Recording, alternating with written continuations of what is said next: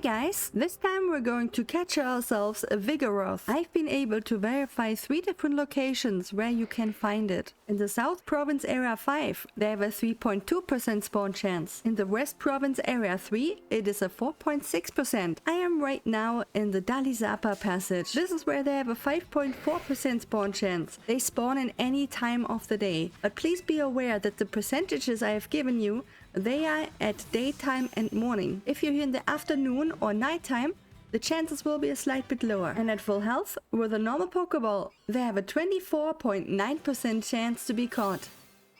Good luck!